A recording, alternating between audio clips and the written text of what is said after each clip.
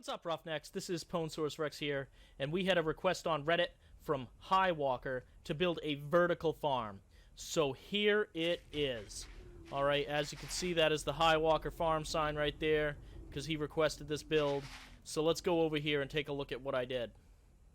Alright, so this build started out with a base like this that had 19 in the center. I hung over the plots to see if there was any structural integrity, which 6, so then I had 25 plots of each type of seed right here in a vertical pattern. So that's really small. It worked. It worked pretty well, actually. And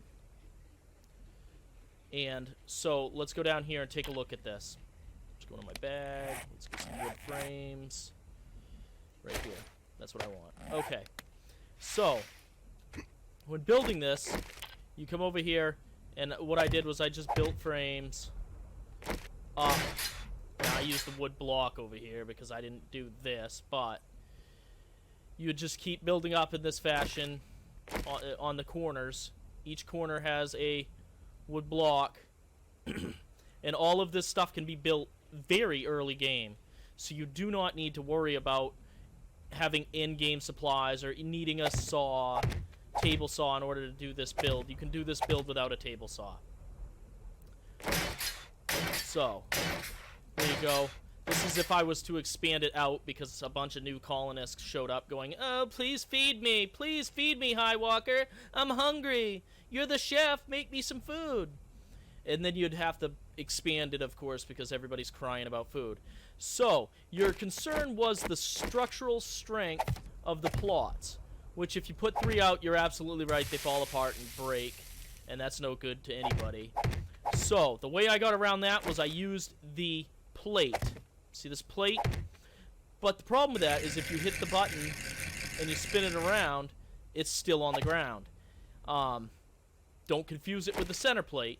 Center plate is in the center. You don't want that one. You want the one that's on the ground. Now what you do is you hold R and you go to this Advanced tab. Click the Advanced tab, and then as you switch it, it goes into this upside down mode. Okay? And that's what allowed me to set this here and then set a plot on top of it there. So then I could just build it right around.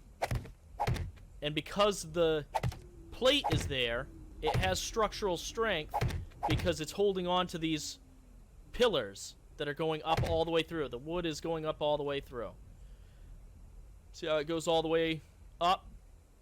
And then the strength is in these.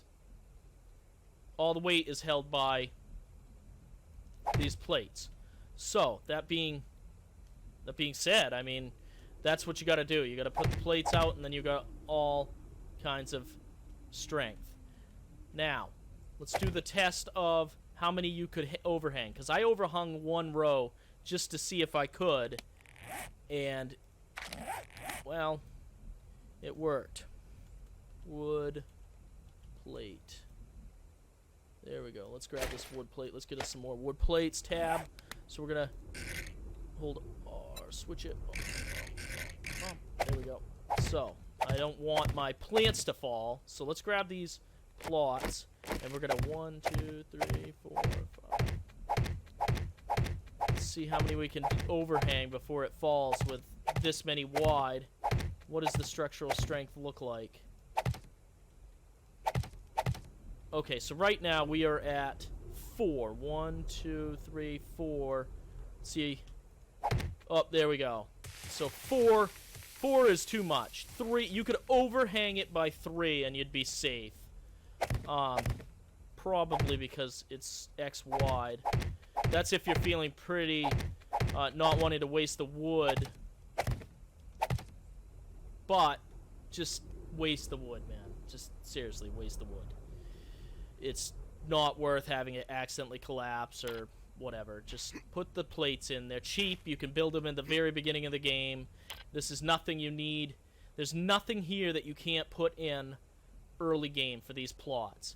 Now, let's move on to what I built.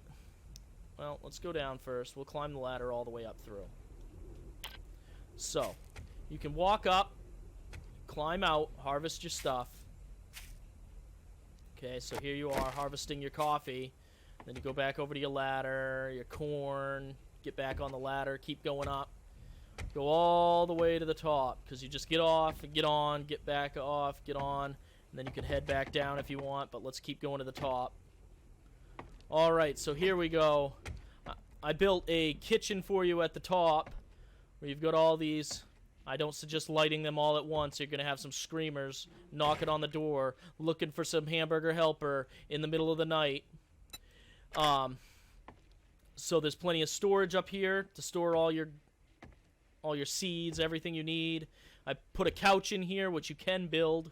There's a side table, I know. I use dev tools and put a side table in here and a cooler, because after you're done setting up all these things to cook, you might want to help yourself to a nice beer and chill out on your couch and wait for it to be done.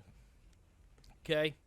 Now, I also put this hatch here, which you can lock, just in case anybody comes flying up here and they're complaining about how you put scallions on their hamburger. Oh, HighWalker, why didn't you make it like this? I wanted mine medium rare. What's the matter with you? You're the chef. Blah, blah, blah. Get out of my kitchen right now, and I'm going to slam that right in your face. Sick of you talking. Sick of you being here. I want some peace and quiet in my kitchen. And that's how that works. So, then you can come right out here, climb all the way down. And you are back at base level, on your merry way. Go raid some POIs looking for some kitchen utensils. Alright, guys. Let me know if that is the build you were looking at. If that is what you meant. I think it's a nice mod you can build. I mean, it's a nice building to grow crops that you can build very early game. I don't see anything wrong with it, other than in maybe a PvP game they could be real jerks and like bust these two. They could bust your very, very quickly bust out your supporting stuff with basically anything. They could just come over and then your whole thing's coming down. But other than that, if you're in a PvE game, there's no need to worry about that. And that's the build. Thank you so much for watching. I hope I see you in the next video. Leave some comments down below. Subscribe if you haven't already subscribed. Give me a like on that video. That would be excellent. I stream Monday, Wednesday, and Friday, 7:30 p.m. to 10 p.m. Eastern Time. Mondays and Fridays are 7 Days to Die. Wednesdays are Sea of Thieves. Come check that out. Give me a follow over there. That'd be great. The links are down below. And if I don't talk to you on Twitch, I'll see you in the next video.